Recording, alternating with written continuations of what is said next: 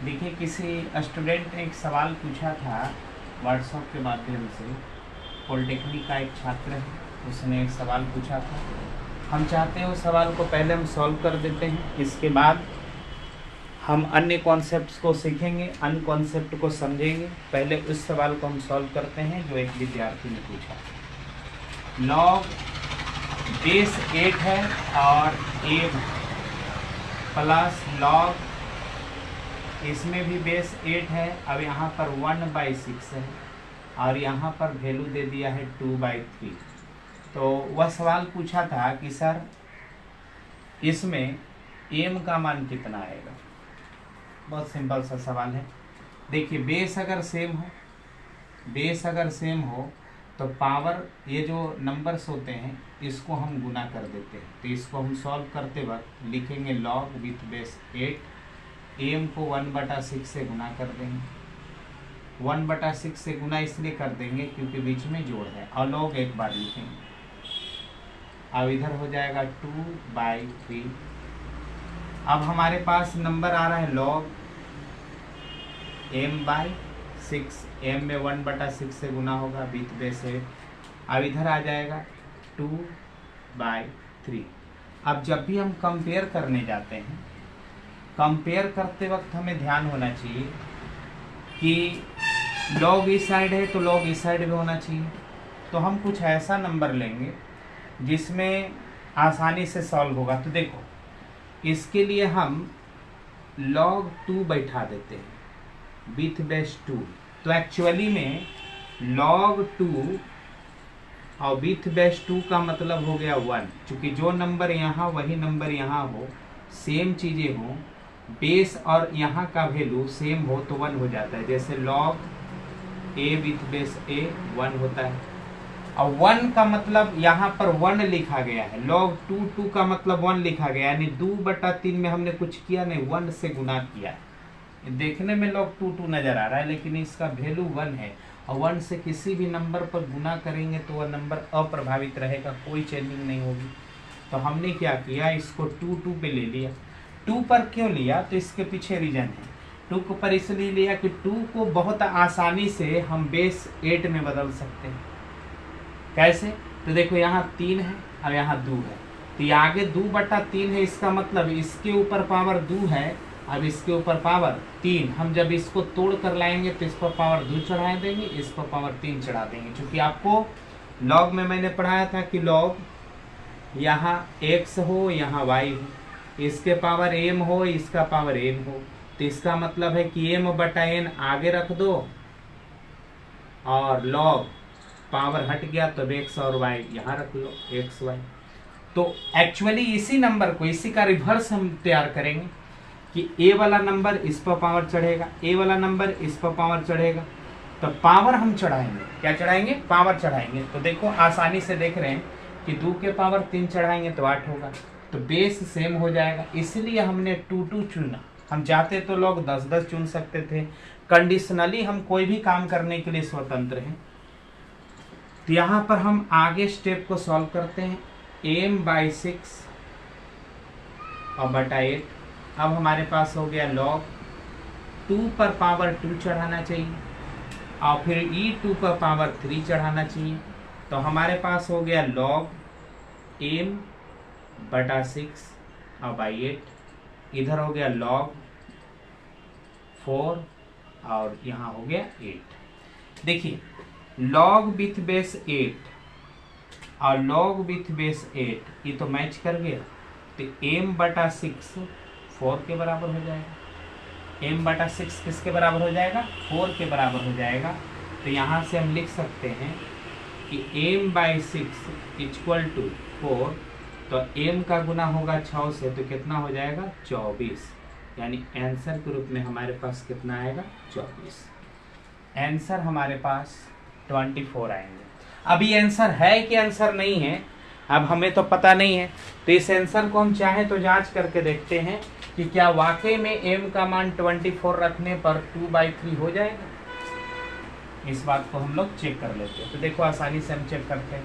Problem को आप लोग रिपीट कर लो। क्वेश्चन हमने क्या किया, क्वेश्चन हमारे पास था कि log with base 8 m log with base 8 1/6 बराबर 2/3। हमको m का मान निकाल देना था। तो हम देख रहे हैं कि दोनों लॉग का बेस तो 8 है और दोनों लॉग बेस सेम रखा है, लेकिन लॉग के बीच में जोड़ है। तो लॉग का नियम कहता है कि दो लॉग अगर जोड़ में हो सेम बेस में तो नंबर को गुना कर दो, लॉग एक बार लिख दो।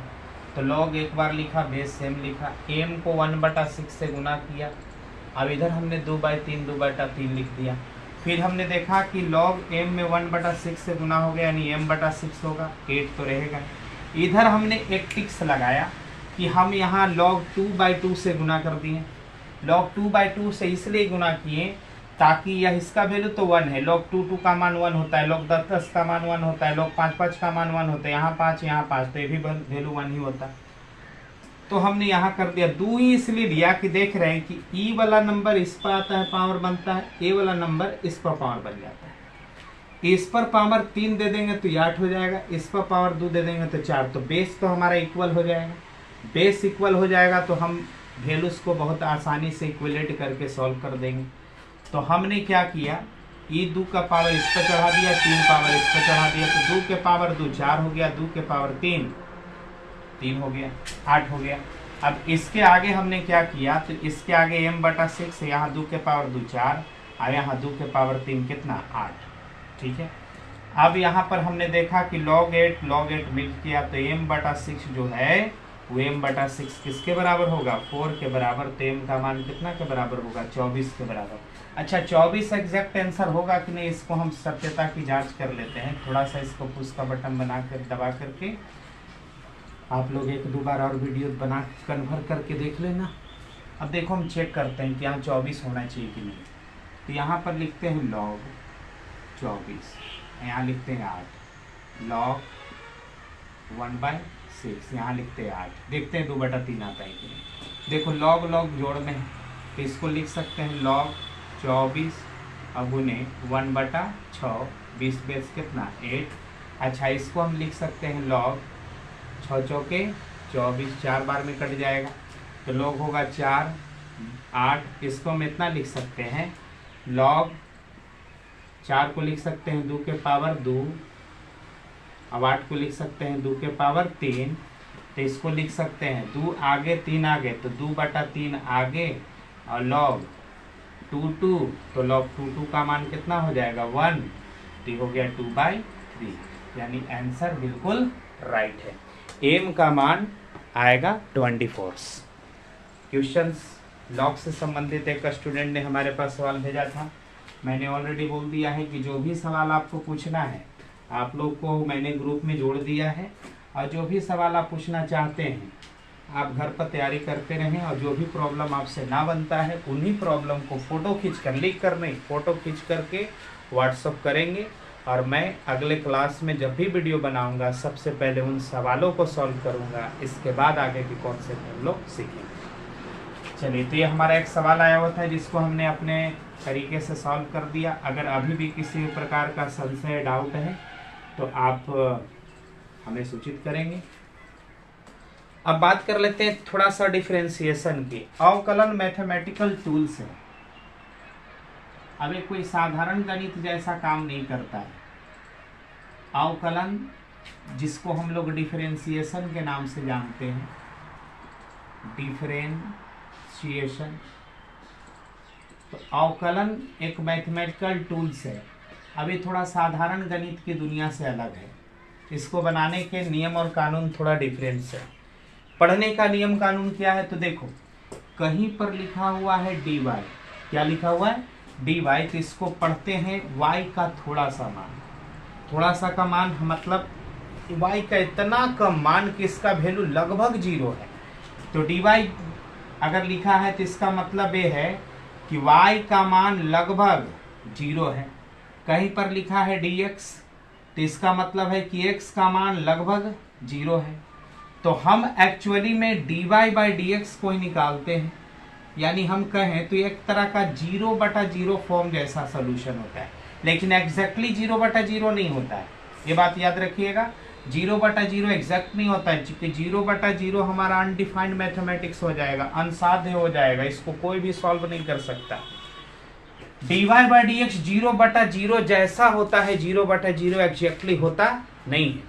तो dy/dx को हम लोग कैसे बनाते हैं? dy/dx को ही हम लोग अवकलन पढ़ते हैं। कहीं पर ऐसा लिखा हो कि dy/dx तो इसको पढ़ते हैं y का अवकलन। y का अवकलन जो भी विद्यार्थी 11th क्लास में नए नए आए हैं और अवकलन नहीं पढ़ा है वो वीडियो देखेंगे भी और नोट्स बुक्स में उसे उतारेंगे भी। y का अवकलन x के तुलना में, y का अवकलन x के तुलना में। अगर कहीं पर ऐसे लिखा हुआ है dy/dx तो पढ़ेंगे y का अवकलन x के तुलना में, यानी ऊपर वाला का अवकलन नीचे वाले के तुलना में। कहीं पर अगर कोई लिख दिया dm/dt तो इसका मतलब है m का अवकलन और t के तुलना में। dz/dx तो इसका मतलब है z का अवकलन x के तुलना में, ठीक है ना। अब dz/dx dm/dt इस तरह से कहीं भी लिखा हुआ आप देखें तो इसको अवकलन पढ़ें। बनाने के नियम कानून क्या है? तो इसका पहला शर्त है कि आपका सूत्र अगर dy/dx के रूप में है तो इसको पढ़ेंगे y का अवकलन x की तुलना में। अब ये तब निकलेगा जब y x का फॉर्मूला या फंक्शन दिखाई देगा, यानी y को x के रूप में दिखना होगा तब जाकर dy/dx निकाल सकते हैं। तो y x के रूप में कैसे दिखाई देगा? तो y बराबर जैसे मान लो किसी ने लिख दिया 4x² + 2x - 9, तो y में x के रूप में लिखा हुआ है तो इसी को हम लोग fx मानते हैं। नॉर्मली अभी बहुत ज़्यादा डिटेल में तो हमें जाना नहीं है क्योंकि हम बेसिकली फिजिक्स पढ़ाते हैं। फिजिक्स में हम लोगों को मैथ की ज़रूरत पड़ती है तो हम उन मैथमेटिक्स को पहले सीखते हैं जो हमारे लिए इम्पोर्टेंट है, जो हमारे लिए अति महत्वपूर्ण है।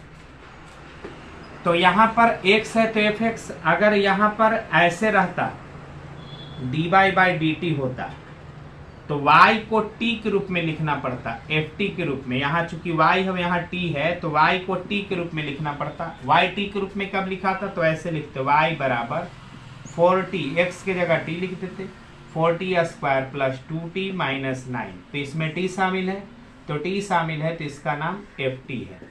z शामिल होगा तो नाम होगा fz। जो चीजें यहाँ शामिल होगा उसी का वो फंक्शन कहलाएगा, फलन कहलाएगा नॉर्मली। तो इसको बनाने के लिए नियम यही है कि dy/dx या dy/dt या कुछ बाई कुछ आप तब निकाल सकते हैं जब ऊपर वाला नीचे वाले के रूप में सूत्र बन जाता है। बनाने के नियम कानून बहुत सिंपल है। उसमें आपको करना क्या है? तो वेरिएबल्स को अंदर रखना है, बाकी कांस्टेंट को बाहर कर लेना है। पहला काम ये करना है, कांस्टेंट बाहर कर लेना है, आलतू फालतू को बाहर निकाल देना है। आलतू फालतू कांस्टेंट का नाम है, ठीक है ना। जैसे मान लो कि y बराबर हमारे पास आ गया। दो फार्मूला आप लोग याद रखेंगे। पहला फार्मूला, इसका सबसे इंपॉर्टेंट फार्मूला, dx के पावर n मिलता हो बटा में dx मिलता हो, ठीक है ना। dx के पावर n मिलता हो बटा में क्या मिलता हो? dx। तो इसको हम लोग कैसे अवकलन करते हैं? तो इसके लिए हम पावर वाले को केवल रखते हैं तो x के पावर n को रखेंगे और dx जो भी है उसको हटा देंगे। पावर वाले को रखेंगे, डी और dx हटा देंगे, इस पावर से गुना कर देंगे और पावर में एक कम कर देंगे। यही फार्मूला सबसे ज़्यादा इस्तेमाल में आने वाला है आपको फिजिक्स में। अब जैसे एग्जांपल के लिए जैसे कोई कह दिया dx के पावर 5 और बटा में कितना? dx। तो हम किसको रख ले? x के पावर 5 को रख लेंगे, dx भगा देंगे। या ये समझ लो कि 4 व्यक्ति है, dx के पावर 5 और dx, इसमें एक व्यक्ति पकड़ा गया। कौन पकड़ाया? पावर वाला रख लेंगे, बाकी सारा व्यक्ति भाग गया वहां से, तो यहाँ से d और dx भाग जाएगा। पावर से पहले मल्टीप्लाई करना है और पावर में एक कम कर देना है, तो कितना हो जाएगा? 5x के पावर 4। यही इसका लॉजिकल आंसर होगा। तो बहुत प्यारा सा सवाल आता है इसमें और बहुत आसानी से सॉल्व होता है। इसमें हमको बहुत ज़्यादा टेंशन नहीं लेना है। ये बिल्कुल ही साधारण गणित नहीं है। जिसे आप साधारण गणित समझ रहे हो वो साधारण गणित बिल्कुल ही नहीं है। इसको बनाने के नियम कानून फंडा बिल्कुल अलग है, ठीक है ना। आपको क्वेश्चन कैसे दिए जाएंगे? तो आपको क्वेश्चन इस फॉर्मेट में होगा। जैसे कोई कह देगा कि y बराबर 7x के पावर 5 - 9x और +2। अब देखिए x के रूप में है ना, तो आपसे पूछने का अधिकारी है कि वह dy बाई डी एक्स निकाल कर दिखाओ, dy बाई डी एक्स निकाल कर दिखाओ। ऐसे क्वेश्चन दे देगा y बराबर 20, कोई इक्वेशन दे देगा और कहेगा कि इसका dy बाई डी एक्स निकालिए। तो dy बाई डी एक्स निकालने के लिए क्या करना है, सबसे पहले आपको करना क्या है, y का मान इतना दिया है और आपसे पूछ रहा है कि dy बाई डी एक्स क्या होगा, तो d रख लिया, d y का मान ये वाला उठा के यहाँ रख देंगे, तो 7x के power 5 minus 9x plus 2। y के जगह पर हम इतना सारा वैल्यू रखेंगे तो थोड़ा ब्रैकेट वगैरह लगा के रखेंगे, और बटा में कितना dx, इतना लिख दिया। इसके बाद क्या करना है, d और dx सब में गुना करके अलग अलग कर देना है। तो d से इसमें गुना करो, इसमें गुना करो, इसमें गुना करो, सबको अलग अलग dx दे करके रख दो, जस्ट लाइक दिस। जैसे d से गुना किया 7x 5 में और बटा में कर दिया dx, ये अलग हो गया, माइनस d में गुना किया 9x से, बटा में dx, ये भी अलग हो गया। फिर d में गुना किया 2 से और बटा में dx, ये भी अलग हो गया। यानी d और dx सारे टर्म को दे देना है और अलग अलग लिख देना है। इसके बाद क्या करना है, कोई नंबर दिखाई दे, कोई संख्या दिखे, उस संख्या को आगे रख दीजिए, 7 बाहर कर दो, अंदर दिखने के लिए एक ब्रैकेट लगा देंगे, तो dx के पावर 5 और बटा में कितना dx। बाहर किसको निकाल देंगे, नंबर को, नंबर को बाहर निकाल दिया 9, अंदर कितना dx बटा में dx। और जिसमें x नहीं है, चूंकि यह x के रूप में डिफरेंशिएट हो रहा था, x ही वेरिएबल इंपॉर्टेंट था, अब x ही लेकर के ही नहीं आया, तो मान लो कि बिन बुलाए मेहमान की तरह है, इसका वैल्यू 0 हो जाएगा, तो ये वैल्यू 0 हो जाएगा। जिसमें अगर नीचे x से ऊपर वेरिएबल नहीं है वो कांस्टेंट होता है, कांस्टेंट का अवकलन 0 कर देते हैं। dx को ds से डिवाइड करेंगे तो कट जाएगा, ये 7 बाहर है, बाहर से कोई लेना देना नहीं। dx के पावर 5 बटा dx पावर वाला नजर आ रहा है, तो पावर वाले को खाली रखेंगे, x के पावर 5 को रखेंगे, इसी पावर से मल्टीप्लाई कर देंगे और पावर में 1 कम कर देंगे। पावर वाले को केवल रख लेना है, पावर से गुना करना है, पावर में 1 कम कर देना है। ये तो कट गया, तो बचा कितना 9, यहाँ बाहर कितना है 7, अंदर कितना 5, x के पावर 4 और माइनस 9। अब ये साधारण मैथ्स हो गया, साधारण मैथ के साथ जो आप काम करते थे करिए। तो 7 में 5 से गुना करेंगे तो 7 5 35 हो जाएगा। x के पावर 4 है तो x के पावर 4 लिखेंगे और माइनस कितना लिख देंगे 9। यही आपका डिफरेंशिएशन होगा, इसी को हमें आंसर मानेंगे। x के रूप में भी हो सकता है, y के रूप में भी हो सकता है, z के रूप में हो सकता है। लेटर और वेरिएबल के सिंबल के पीछे हमें नहीं भागना है, नियम कानून जो है उसी कानून से आपको काम करना है, ठीक है। इसी तरह से आपको काम करना होगा। एक दो काम और करके दिखाते हैं ताकि डिफरेंशिएशन का ये जो प्रॉब्लम है वो आपको समझ में आ जाए। इस प्रॉब्लम में आपको सबसे इम्पोर्टेंट बात यह है कि जो पावर होगा जिस पर, उसी पावर को केवल रखेंगे, अब बाकी पावर वाले के अलावा सारे राशियों को हटा देंगे और उसको डिफरेंशिएट करेंगे। जैसे मान लो कि किसी ने कह दिया कि y बराबर 3t³ और माइनस 2t और प्लस 6 और हमको निकालना है dy। अब देखो यहाँ t है ना, y के फॉर्मूले में t शामिल है, तो dy बटा dx नहीं पूछेगा, dy बाई dt पूछेगा। जब t होगा तो t, x होगा तो x। y का मान रख दो, तो y का मान रखेंगे कितना, तो 3t के पावर 3 माइनस 2t और प्लस 6 और बटा कितना dt। इतना तो कर दिया, y का मान रख दिया। अब हम क्या करेंगे, तो d और dt सबको, प्रत्येक टर्म को, 3t³ को, माइनस 2t को, प्लस 6 को, सारे टर्मों में d और dt इन्वॉल्व करेंगे। अब अलग अलग कर देंगे, तो 3t के पावर 3 इसको दिया d और नीचे कौन dt, माइनस 2t इसको दिया d और मिला dt, ऊपर से d और नीचे से dt, और प्लस d6 और बटा में कितना dt। नंबर को आगे कर लेना है, तो नंबर आगे आ गया, अंदर कौन रह गया, तो dt के पावर 3 बटा में dt अब इसमें बाहर कौन आया, दू, अंदर कौन रहा, डी टी, और बटा में कौन, डी टी। इसमें टी नहीं है, टी के रिस्पेक्ट में डिफरेंशिएट हो रहा है, टी ही नहीं लेकर आया, तो इसका वैल्यू कितना, 0। अब हमारे पास 3 बाहर है, इससे कोई लेना देना नहीं। पावर वाला नजर आ रहा है, टी के पावर 3 पावर वाला नजर आ रहा है, पावर वाले को पकड़ लीजिए, टी के पावर 3 पकड़ लिया, डी और डी टी भगा दीजिए, उससे कोई लेना देना नहीं। We have to care only power, हम लोग पावर वाले को रखेंगे, बाकी सारे एक्सपेंस को हटा देंगे, इसी 3 से मल्टीप्लाई करेंगे और पावर में 1 कम कर देंगे, डी टी कट जाएगा, -2 बच जाएगा। अब यहाँ के बाद आपका गणित साधारण हो गया, जो करते हो करिए। तो 3 टी के पावर 2 और -2, अब इसको गुना करेंगे तो 3 3 के 9 टी स्क्वायर -2 DCG, और आंसर यही डिफरेंशिएशन हो गया। बात समझ में आ गई।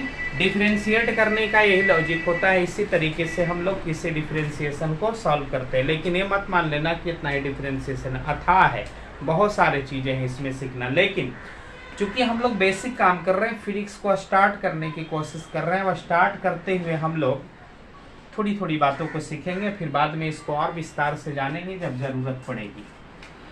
ठीक है। अब किसी बच्चे को डायरेक्ट आंसर लाने का मन है, ये सब नहीं कुछ करना चाहता है, तो डायरेक्ट भी वो चाहे तो बना सकता है। डायरेक्ट बनाने के लिए करना क्या होगा, तो dy बाई डी टी ऐसे थोड़ा सा लिखना होगा, dy का मान यहाँ रख देना होगा, 3t क्यूब -2t प्लस 6 और बटा में dt ऐसे रख देना है। d और dt भूल जाना है कि है भी, इसको भूल जा। पावर और ये जो पावर है वो नंबर से गुना करना है, तो पावर और नंबर गुना होगा तो 3 3 के 9, पावर जितना होगा उसमें 1 कम कर देना, तो 3 पावर है तो 2 कर देंगे। जिसमें पावर 1 नजर आए, 30t में पावर 1 नजर आ रहा है ना, जिसमें नंबर 1 नजर आए पावर, तो आगे का नंबर केवल उठा के लिख देना है। और जिसमें वेरिएबल नहीं है, टी के रिस्पेक्ट में डिफरेंशिएट हुआ और टी ही इसमें ने, उसको लिखना ही नहीं, यही आपका आंसर हो जाएगा। यानी इसका आंसर होगा 90 स्क्वायर -2, बनाए भी थे। तो डायरेक्ट भी आप फिट कर सकते हो, डायरेक्ट भी बना सकते हो। हम लोग को जब इस तरह के सवाल आते हैं तो हम लोग इतना डिटेल में नहीं लेकर जाते हैं, डायरेक्ट फिट कर लेते हैं। तो डायरेक्टली एक और बना कर दिखाते हैं, जैसे y बराबर आपके पास है 5t के पावर 3 और -2t के पावर 2 और प्लस 6, ऐसा क्वेश्चन है मेरे पास। अब इसको हमें डिफरेंशिएट करना है, तो हम औपचारिकता के लिए dy बाई डी टी लिखेंगे। इसको लिखने के पीछे कोई लॉजिक्स नहीं है। dy का मान ये रख देंगे, तो 5t के पावर 3 -2t स्क्वायर और प्लस 6, और नीचे लिख देंगे dt। d और dt को यहाँ से हटा देंगे, पावर और नंबर गुना करेंगे तो 5 3 15, t के पावर 3 है तो 2 लिख देंगे। पावर 1 कम करना है बाबू, 2 दूनी 4 -4, t के पावर 2 है तो 1 लिखेंगे। 1 पावर देने ना देना एक बात है, अब इसमें t शामिल नहीं है तो उसको ले ही लिखेंगे, यही आपका डायरेक्ट आंसर हो जाएगा। ठीक है ना। डिफरेंशिएशन बनाने का यही बेसिक लॉजिक है, इसी तरीके से हम लोग डिफरेंशिएशन को बनाते हैं। एक बात फिर से दोहरा दे, dx के पावर n है और बटा में कौन है, dx है, तो हम पावर वाले x को रख लेंगे। यही काम करते हैं, पावर वाले x को रख लेते हैं, पावर से मल्टीप्लाई करते हैं, पावर में कम कर देते हैं, यही काम करना है। अब इस तरीके से आप काम करोगे, डिफरेंशिएशन को आसानी से सॉल्व कर डालोगे। तो आपको इसी तरह से काम करना होगा। ओके। तो कुछ बच्चों ने सवाल किया था कि सर हम डिफरेंशिएशन नहीं पढ़े हैं, तो उनको इतना अगर वो जानता है तो मेरा मन है कि इतना जानते हैं, फिर हम लोग बाद में जानेंगे, बहुत ज़्यादा जानेंगे। और अभी जो फिजिक्स के लिए आवश्यक है उसके लिए इतना ही आवश्यक है। बहुत सारे हैं डिफरेंशिएशन जो आगे हमें चल के सीखना है, कोस का, साइन का, टेन का, लॉग का, एक्सपोनेंशियल का और कई फंक्शंस का हमें डिफरेंशिएशन सीखना होता है, लेकिन धीरे धीरे सीखना होता है। शुरुआत में ही सब कुछ हम लोग नहीं सीखेंगे, धीरे धीरे सीखेंगे, आराम से सीखेंगे।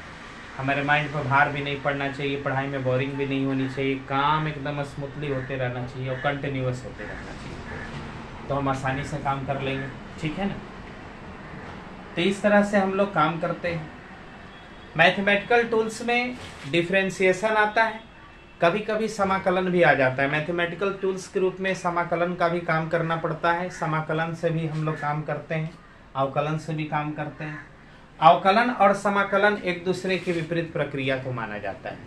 जहां अवकलन में हम लोग पावर को गुना करके पावर में 1 कम करते हैं, समाकलन में पहले पावर 1 बढ़ाते हैं और तब गुना करने की जगह पर उसी से हम लोग डिवाइड करते हैं। और समाकलन को ऐसे लिखा हुआ पाइएगा, कहीं पर इस तरह का चिन्ह मिले y dx, ऐसा चिन्ह मिलता है तो आप पढ़ेंगे कि y का समाकलन x के तुलना में। इसको पढ़ने का तरीका क्या होता है, तो y का समाकलन x के तुलना या सापेक्ष, x के तुलना में। किसका समाकलन किसके तुलना में, तो y का समाकलन x के तुलना में। अब इसमें भी वही कहानी है, यह तब ज्ञात होगा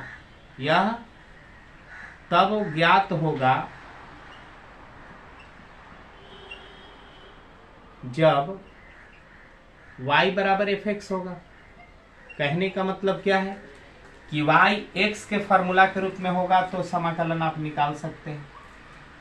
समाकलन में 2 प्रकार का समाकलन होगा, एक में एकदम यही नॉर्मल सा रूप रहेगा, इसमें और कुछ लिखा हुआ नहीं रहेगा, नीचे ऊपर कुछ नहीं लिखा होगा, इसको हम बोलेंगे अनिश्चित समाकलन। कौन सा समाकलन, अनिश्चित समाकलन,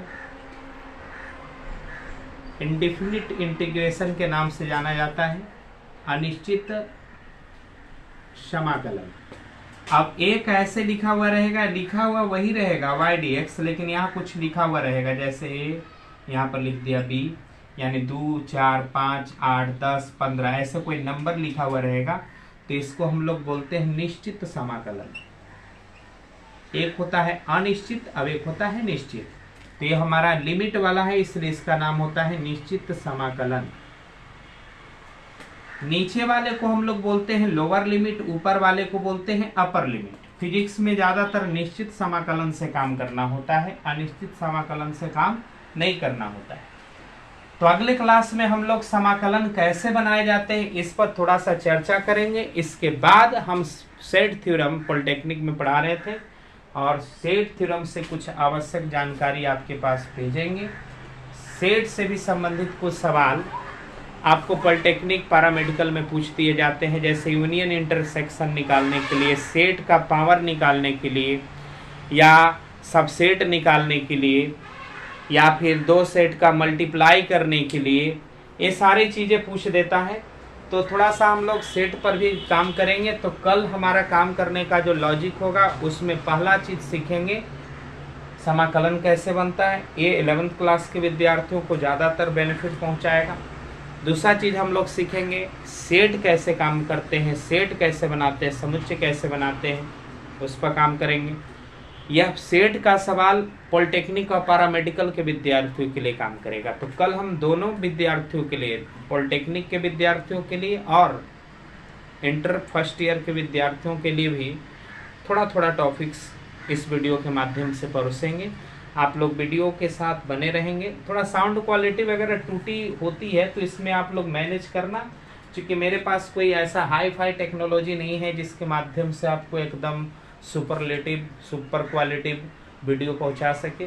क्वालिटी कमज़ोर है लेकिन वीडियो का क्वालिटी कमज़ोर होगा, कॉन्सेप्ट आपके लिए इम्पोर्टेंट हो जाएगा। ठीक है ना।